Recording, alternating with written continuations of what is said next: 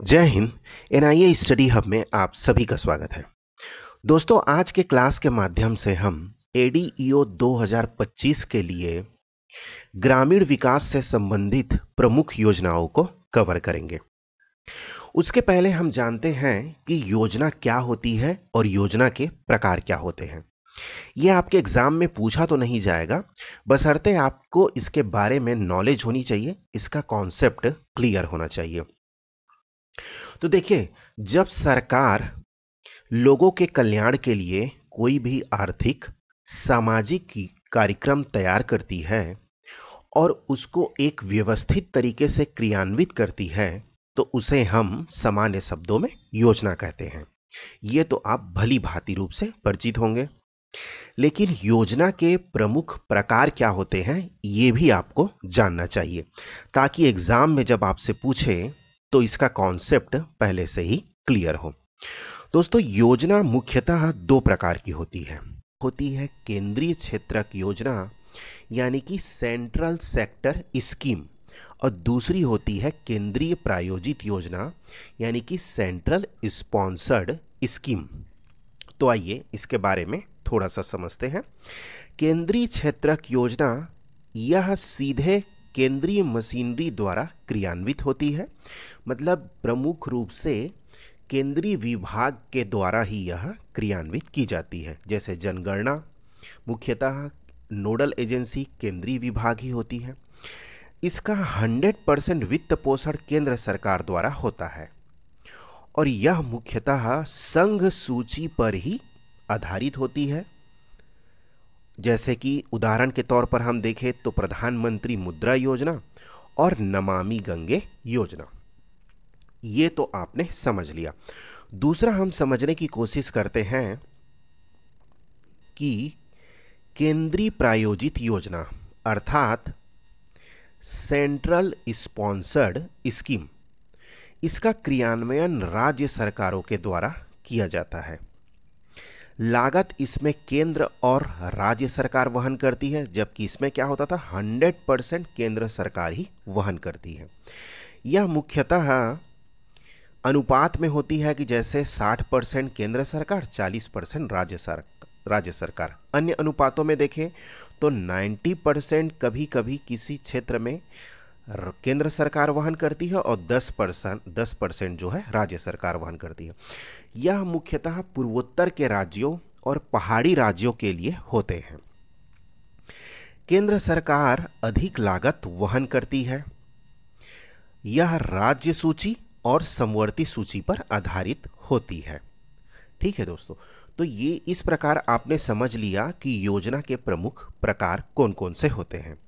I hope आपने इसको अच्छे से समझा होगा। अब हम आगे बढ़ते हैं और देखते हैं आज की प्रमुख योजनाओं को, जिसे हम इस क्लास के माध्यम से कवर करेंगे। तो पहला है प्रधानमंत्री आवास योजना ग्रामीण, दूसरा होगा स्वामित्व योजना, तीसरा है सांसद आदर्श ग्राम योजना, जिसे आप सांझी के नाम से भी जानते हैं, और चौथा होगा दीनदयाल उपाध्याय ग्रामीण कौशल योजना यानी कि DDU-GKY। तो चलिए, आज की पहली योजना है वो है प्रधानमंत्री आवास योजना और ग्रामीण। देखिए, प्रधानमंत्री आवास योजना, इसका पूर्व में नाम था इंदिरा आवास योजना। इसको आपको याद रखना है, ये पूछा जा सकता है कि पूर्व में इसका नाम क्या था। इसकी शुरुआत हुई थी 1 अप्रैल 2016 को। हमने पूरे पॉइंट वाइज बनाए हैं ताकि आपको हाईलाइट करने में दिक्कत ना हो। इसका नोडल मंत्रालय है दोस्तों ग्रामीण विकास मंत्रालय, भारत सरकार यह नोडल मंत्रालय है। लेकिन इस योजना को क्रियान्वित करती है वो है आवास और शहरी मंत्रालय। इस दोनों को आपको अच्छे से देखना है। नोडल मंत्रालय और क्रियान्वयन मंत्रालय में आपको कंफ्यूज नहीं होना है। जैसा कि प्रीवियस सिलेबस में बताया गया था कि उद्देश्य, पात्रता और उसके प्रमुख बिंदु को हमें देखना है। तो इसका उद्देश्य है ग्रामीण क्षेत्रों में आवासहीन परिवारों, कच्चे और जीर्ण शीर्ण घरों में रहने वाले परिवारों को पक्का घर प्रदान करना है। ये तो हो गया इसका उद्देश्य। अब जैसे ये योजना कौन सी है, तो यह केंद्र प्रायोजित योजना है, अर्थात इसमें राज्य सरकार और केंद्र सरकार दोनों ही लागत लगाते हैं, मतलब अनुपात में बटा होता है। फिर देखते हैं कि इसमें लाभ क्या होता है। मैदानी क्षेत्रों के लिए प्रति इकाई 1,20,000 और पहाड़ी क्षेत्रों, दुर्गम क्षेत्रों के लिए प्रति इकाई 1,30,000 की वित्तीय सहायता प्रदान की जाती है। घर का आकार ये बहुत ही इंपॉर्टेंट है, इसको आपको ट्रैप में फंसाया जा सकता है कि कहीं पर 30 वर्ग मीटर दे देगा या 50 वर्ग मीटर दे देगा। तो आपको ध्यान रखना है कि इसमें घर का आकार जो प्रस्तावित है वो है 25 वर्ग मीटर तक के लिए ही आपको वित्तीय सहायता दी जाएगी। उसके ऊपर आप बनाएंगे तो उसको उस संदर्भ में आपको वित्तीय सहायता प्रदान नहीं की जाएगी। फिर लाभार्थियों की पहचान किस आधार पर होती है। लाभार्थियों की पहचान सामान्यतः सामाजिक, आर्थिक और जातिगत जनगणना 2011 के अनुसार मापदंडों का उपयोग करके की जाती है और ग्राम सभाओं द्वारा इसे सत्यापित किया जाता है। मतलब ग्राम पंचायत में जो ग्राम सभा होती है वही लाभार्थियों को पहचान करती है और वही सत्यापित करती है। चलिए अब इसमें पात्रता देखते हैं। पात्र लाभार्थियों में कच्ची दीवारों और कच्ची छतों वाले शून्य, 1 या 2 कमरों में रहने वाले सभी आवासहीन परिवार इसमें शामिल होते हैं। चाहे उनके यहाँ शून्य कमरा हो या 1 कमरा हो या 2 कमरे वाले घरों में रहने वाले सभी आवासहीन परिवार इसमें शामिल होंगे, जिनका क्या हो, कच्ची दीवारों वाले मकान हो या कच्ची छतों वाले मकान हो। तो ये तो हमने पात्रता देख लिया। अब आगे बढ़ते हैं और देखते हैं इसका मानदंड क्या है। मानदंड में हमने पहले ही देख लिया, आश्रय विहीन परिवार जिनके लिए वर्तमान में कोई भी आश्रय नहीं है, आश्रयदाता नहीं होते हैं, वो आ जाते हैं। निराश्रित और भिक्षा पर जीवन यापन करने वाले, हाथ से मैला ढोने वाले, आदिम जनजाति समूह यानी कि पीवीटीजीस और कानूनी तौर पर रिहा किए गए बंधुआ मजदूर, इनको टॉप प्रायोरिटी यानी प्राथमिकता दी जाएगी और इनसे ही पात्रता के लोगों को, पात्र लोगों को चिन्हांकित किया जाएगा। अच्छा, इसमें आवश्यकताएं या कौन कौन सी आवश्यक जानकारी इनको उपलब्ध कराना है हितग्राहियों को, तो आवेदक का आधार कार्ड होना ही चाहिए, बैंक का विवरण होना चाहिए और यदि मनरेगा में वो काम करते हैं तो उनको मनरेगा के साथ विधिवत पंजीकृत होना चाहिए, अर्थात जॉब कार्ड उनके पास होना ही चाहिए। तो ये हमने देख लिया प्रधानमंत्री आवास योजना ग्रामीण। अब आगे बढ़ते हैं और हम देखते हैं स्वामित्व योजना। ये काफ़ी छुपी हुई योजना है और ऐसे ही योजनाओं को अक्सर एग्जाम में पूछा जाता है। दोस्तों, इस स्वामित्व योजना ज़्यादा चर्चा में तो नहीं रहता, इसीलिए क्या है, इसके पूछे जाने की संभावना थोड़ी कम होती है, लेकिन जब एग्जामर जो क्वेश्चन सेट करता है वो ऐसे योजनाओं को डालने की कोशिश करता है जो सामान्यतः चर्चा में नहीं रहते हैं और ये मुख्य रूप से ग्रामीण विकास से संबंधित ही योजना है, इसलिए इसे थोड़ा सा आपको ध्यान से पढ़ना है। पहले तो हम इसका परिचय जानते हैं। स्वामित्व का अर्थ है ग्रामीण विकास का सर्वेक्षण और ग्राम्य विकास में उन्नत प्रौद्योगिकी का मानचित्रण, अर्थात यह समझ में आता है कि यह ग्रामीण क्षेत्रों के मानचित्रण से संबंधित है। इसका उद्देश्य है ग्रामीण भारत के लिए एकीकृत संपत्ति सत्यापन समाधान प्रदान करना, अर्थात ग्रामीण क्षेत्रों का इसमें मानचित्रण किया जाएगा और ग्रामीण संपत्ति का एक सत्यापन हो जाएगा, ऑथेंटिकेशन हो जाएगा, प्रमाणीकरण हो जाएगा कि यह संपत्ति संबंधित व्यक्ति की है। तो ये भी ऑथेंटिक प्रोसेस है, इसके माध्यम से संपत्ति का ऑथेंटिफिकेशन किया जाएगा। तो नोडल मंत्रालय इसमें है पंचायती राज मंत्रालय और भारतीय सर्वेक्षण विभाग यह सहयोग करेगा इसमें सर्वेक्षण करने में। देखते हैं इसकी शुरुआत कब हुई। तो इसकी शुरुआत हुई थी 24 अप्रैल सन 2020 को। यह आपको याद रखना है। और यह कैसी योजना है? तो यह केंद्रीय क्षेत्रक योजना है, अर्थात इसकी 100% जो फंडिंग होती है वह केंद्र सरकार करती है। प्रमुख बिंदु जान लेते हैं। एक गैर विवादास्पद रिकॉर्ड तैयार करना इसका प्रमुख विशेषता है। भूस्वामियों को स्वामित्व संपत्ति कार्ड प्रदान किए जाएंगे। ग्रामीण आबादी क्षेत्रों के सीमांकन के लिए ड्रोन सर्वेक्षण तकनीक का उपयोग किया जाएगा और देश के लगभग 6,62,000 गांव इसके अंतर्गत आएंगे।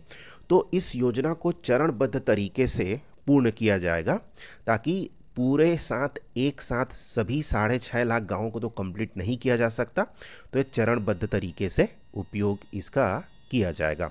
तो ये आप समझिए कि ड्रोन के माध्यम से गांवों का मानचित्रण किया जाएगा और एक प्रामाणिक जानकारी तैयार की जाएगी ताकि विवाद की स्थिति ना हो कि निजी जमीन और सार्वजनिक जमीन का अंतर किया जा सके। चलिए, अब सबसे इम्पॉर्टेंट योजना है वो है सांसद आदर्श ग्राम योजना, जिसे SAGY या सांझी के नाम से भी जानते हैं। तो इसका परिचय देखते हैं।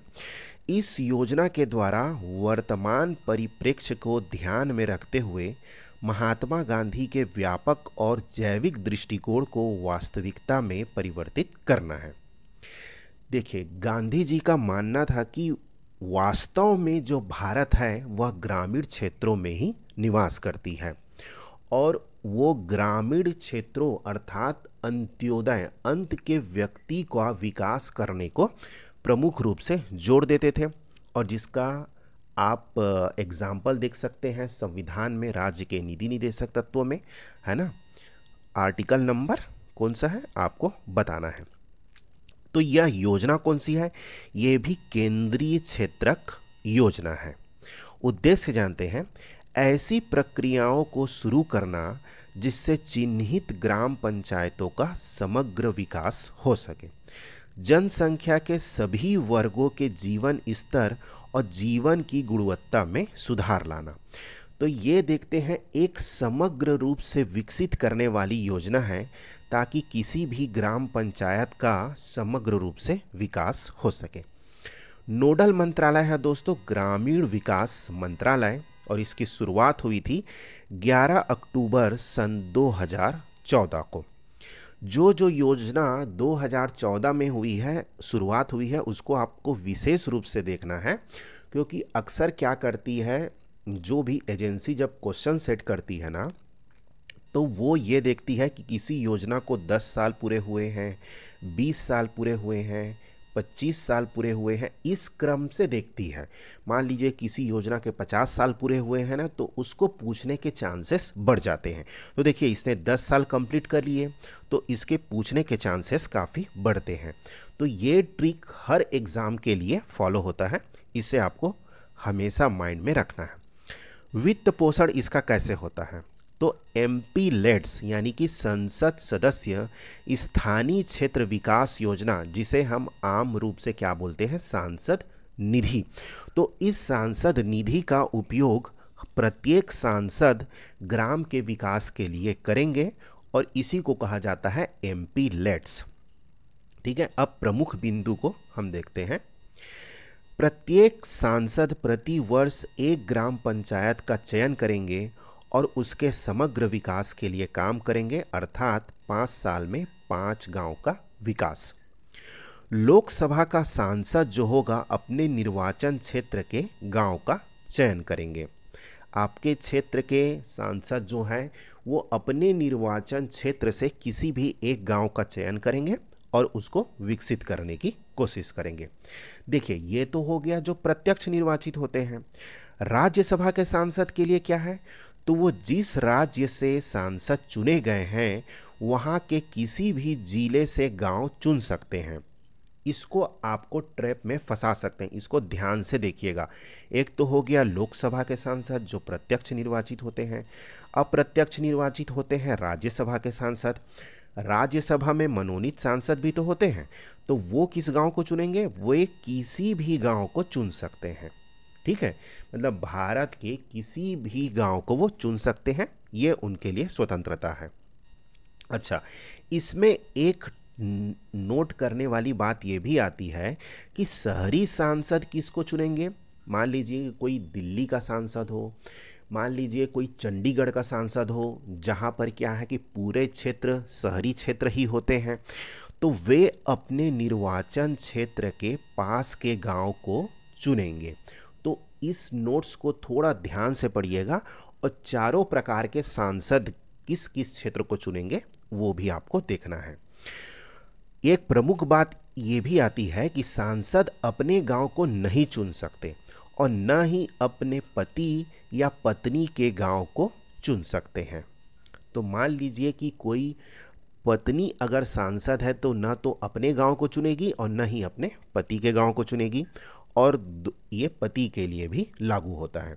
तो इसमें प्रमुख बात यही है, इसको आपको ध्यान रखना है। अच्छा, इसका लक्ष्य क्या था? जब 2014 में इसकी शुरुआत हुई तो ये कहा गया था सांसदों को कि 2019 तक आपको 3 गांवों को आदर्श गांव बनाना है, जिसमें प्रथम लक्ष्य था 2016 तक 1 गांव को, फिर 2019 तक 2 गांव को। अब 2019 से इनके लिए लक्ष्य को चेंज कर दिया गया और ये कहा गया कि 2024 तक आपको 5 गांव, यानी कि हर साल 1 गांव को लेना है। तो इस प्रकार कोई सांसद अगर 2014 से ही निर्वाचित हो रहा है तो वह 8 गांव को आदर्श ग्राम बनाएगा। कब तक? 2024 तक। आई होप दोस्तों ये आपको समझ आ गया होगा। ये प्योरली फैक्चुअल है, तो 2-3 बार पढ़ने के बाद ही आपसे ये चीज़ें क्लियर होंगी। चलिए, अब आज के सेशन का लास्ट योजना वो है दीनदयाल उपाध्याय ग्रामीण कौशल योजना। तो परिचय जान लेते हैं। ग्रामीण गरीब युवाओं को आर्थिक रूप से स्वतंत्र और विश्व स्तर पर प्रासंगिक कार्यबल में बदलना है, मतलब स्किल्ड बनाना है उनको, जैसे सरकार की प्रमुख योजनाएं होती है। तो अभी सरकार स्किल्ड लेबर पर, स्किल्ड फोर्स पर बहुत ज़्यादा ध्यान दे रही है, तो ये उससे संबंधित योजना है। उद्देश्य क्या है? ग्रामीण गरीब परिवारों की आय में विविधता लाना और ग्रामीण युवाओं की कैरियर संबंधी आकांक्षाओं को पूरा करना, उनको स्किल्ड बनाना, और दूसरी बात उनकी आय में विविधता लाना।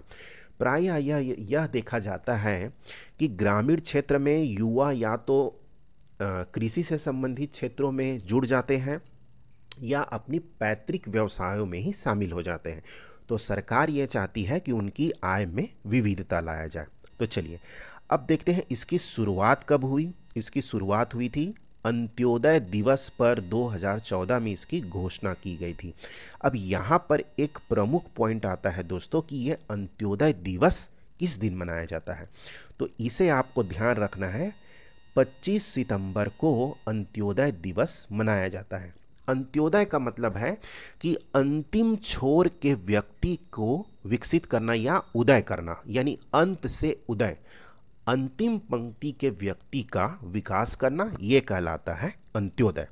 यह दीनदयाल उपाध्याय जी की एक संकल्पना थी, इसीलिए इसका नाम दीनदयाल उपाध्याय के नाम पर ही रखा गया है। इसका मंत्रालय है ग्रामीण विकास मंत्रालय। अब इसमें लाभार्थी कौन होते हैं? मुख्य रूप से गरीब परिवारों के 15 से 35 वर्ष की आयु के ग्रामीण युवाओं पर यह केंद्रित है। फिर योजना का प्रकार जो मैंने आपको पहले ही बताया था। देखिए, स्टेटमेंट वाले क्वेश्चन में ना आपको फंसाने के लिए यह दिया जा सकता है कि यह केंद्र प्रायोजित योजना है कि केंद्र क्षेत्रक योजना है। तो इसके पॉइंट ऑफ व्यू से भी आपको याद रखना है। तो यह क्या है? केंद्र प्रायोजित योजना है। यह ग्रामीण राष्ट्रीय ग्रामीण आजीविका मिशन का हिस्सा है, यानी NRLM का हिस्सा है। चलिए अब आगे जानते हैं पात्रता क्या है। पात्रता है आयु 15 से 45 वर्ष के लोग ही इसमें पात्र होंगे। दूसरा, महिलाओं, अनुसूचित जाति, अनुसूचित जनजाति और शारीरिक रूप से विकलांग लोगों के लिए आयु सीमा में छूट का भी प्रावधान है। अच्छा, इसके लिए एक ये भी देखा जाएगा कि उम्मीदवारों के पास निम्नलिखित में से कोई एक दस्तावेज होना ही चाहिए। पहला बीपीएल कार्ड, दूसरा बीपीएल पीडीएस कार्ड, तीसरा परिवार का एक सदस्य गांव में पंजीकृत स्वयं सहायता समूह का सदस्य होना चाहिए। चौथा है परिवार का सदस्य मनरेगा के तहत वेतन भोगी श्रमिक हो। तो आई होप आपने इसको सभी योजनाओं को, चारों योजनाओं को काफ़ी अच्छे से देख लिया होगा। इसका पीडीएफ हम अपने टेलीग्राम चैनल यानी कि एनआईए स्टडी हब पर अपलोड कर देंगे। हिंदी के साथ साथ इंग्लिश का भी अपलोड कर दिया जाएगा। आई होप दोस्तों ये सेशन आपके लिए हेल्पफुल रहा होगा। यदि आप पहली बार इस चैनल में आए हैं तो काइंडली आप हमारे चैनल को सब्सक्राइब कर लीजिए और ज़्यादा से ज़्यादा लोगों तक शेयर कीजिए ताकि वो भी इससे बेनिफिट ले सकें। और आपके सब्सक्रिप्शन और लाइक करने से ही हमें एक एनर्जी मिलती है और आपके लिए अच्छा कंटेंट प्रोवाइड करने में हमें प्रोत्साहन मिलता है। तो आप ज़रूर सब्सक्राइब और इसे लाइक कीजिए ताकि हम आपके लिए और अच्छे कंटेंट फुल जो भी है टॉपिक है वो आपके लिए लाते रहें। Thank you so much. जय हिंद। नेक्स्ट वीडियो में हम कुछ और ग्रामीण विकास की योजनाओं को देखेंगे। जय हिंद दोस्तों।